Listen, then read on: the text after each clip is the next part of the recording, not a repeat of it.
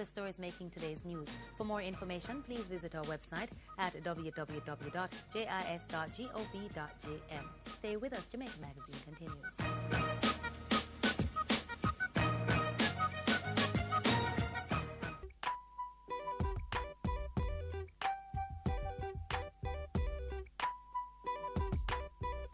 Thanks for staying with us. The magazine now explores once more a project designed to equip Jamaicans with the know-how to protect their roofs and, by extension, their household possessions in the face of a storm.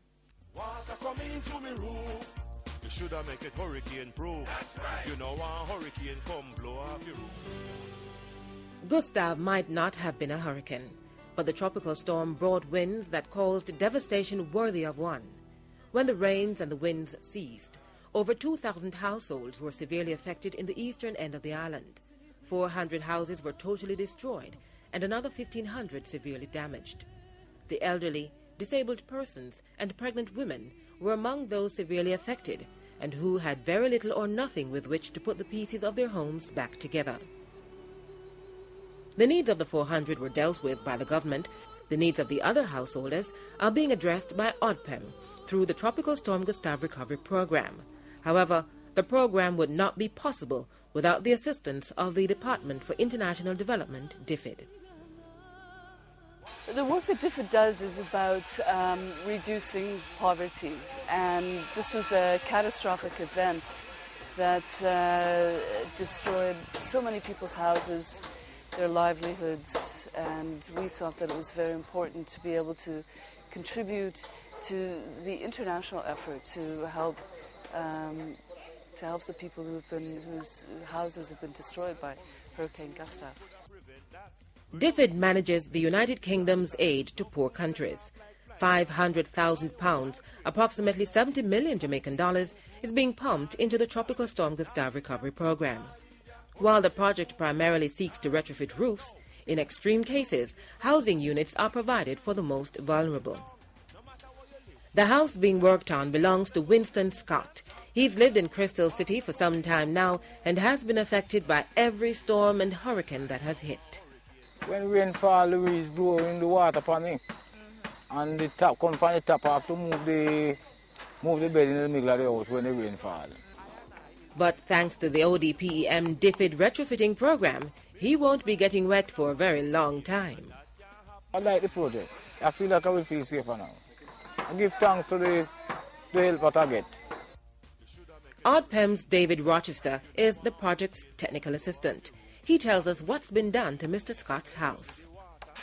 We've opted to use roll bolts to put down his plates on the floor, because what happened is that his house had blown down in the hurricane and the community members rallied and just put it up back, but it was swaying. So not just using hurricane straps only, we also opted to use what we call L brackets. They're just in the form of a L, almost like the hurricane strap. So what that would do is like hold two pieces of joining boards together. So right now, I'd say it's pretty firm. Ian McAndry is Deputy Director for DFID's Corporate and Policy Affairs, Caribbean and Russia. Well, I'm really impressed with what I would think of as appropriate technologies, the right technology to tackle the problem. And the work being done here, right behind us, for example, is really going to help this gentleman to live in a safe way. So it's really safe housing. So I'm really impressed. The stability that's been given to Mr. Scott's dwelling was given to Annie Phillips from as far back as May. I need help for my roof because Hurricane Gustav came and blew it off so badly, mash up all of the rooftop over there, the ply them blow off, and also the kitchen and so on. We feel very happy and a lot better because we was in a bad condition and you came and helped us. Annie, as well as Winston, also benefited from the public awareness aspect of the retrofitting program, which Jennifer Leaf believes has been successful. It's been really impressive. Something like the building that's happening behind us, what's really exciting about it is that the community is involved. It's bringing people together. It's raising the awareness of good building practices so that what won't happen is after every hurricane the houses are destroyed. The £500,000 being spent by DFID pays for that important element, for the purchase of building material used to retrofit the affected houses and for the training being given to over 300 artisans and homeowners. This is to ensure they know how to properly build roofs made from timber. I think an important element of this is that there will be a legacy because of the public awareness. People are much more aware to be hurricane-proof housing, and so to hurricane-proof your housing. So a lot of the stuff that we've done here will last for some time. What DFID is very interested in doing is linking the issues of disasters with climate change. These events are happening with increasing frequency. Certainly if you look at the last 10 or 20 years, and increasing severity. So the importance from our perspective is to help people prepare so that it doesn't turn into a humanitarian disaster. That's where DFID really wants to be involved. So far, work has been done in communities spanning the length and breadth of St. Thomas, St. Mary and Portland. Join us next week as we wrap up this leg of ODPEM's Tropical Storm Gustav recovery program.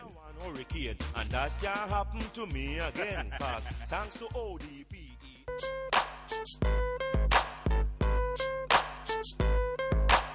We have been failing as a nation where productivity statistics are concerned. For several decades now, our statistics have been trending in the wrong direction. And so we need to find a way to work together. Against this background, the Jamaica Productivity Center has been working with the state agencies and non-governmental entities to boost the nation's output. Today we provide the facts on the JPC, its mission and objectives.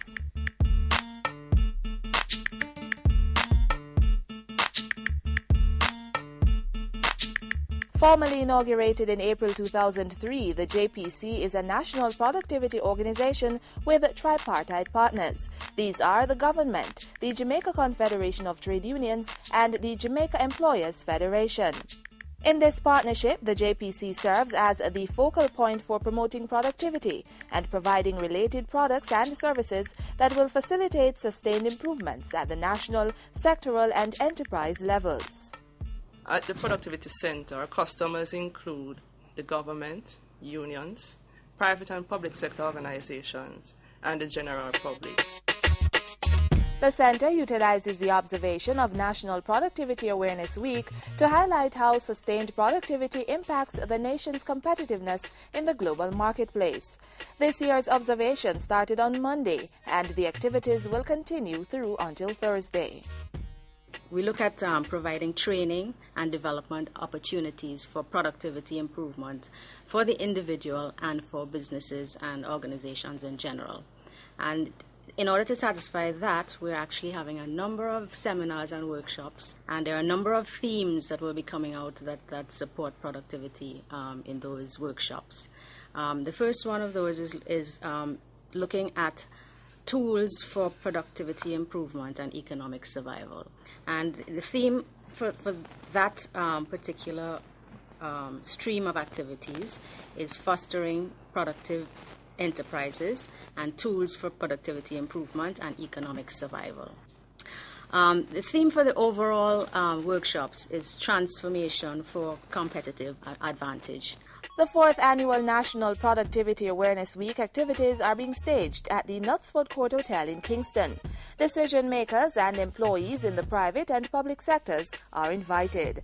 For more information on the Jamaica Productivity Center and its activities, contact the organization at 922-1598 or visit its office on the 12th floor of the Air Jamaica Building, 72 Harbour Street, downtown Kingston. Or for information on the week of activities, click on www.npaw2009.com.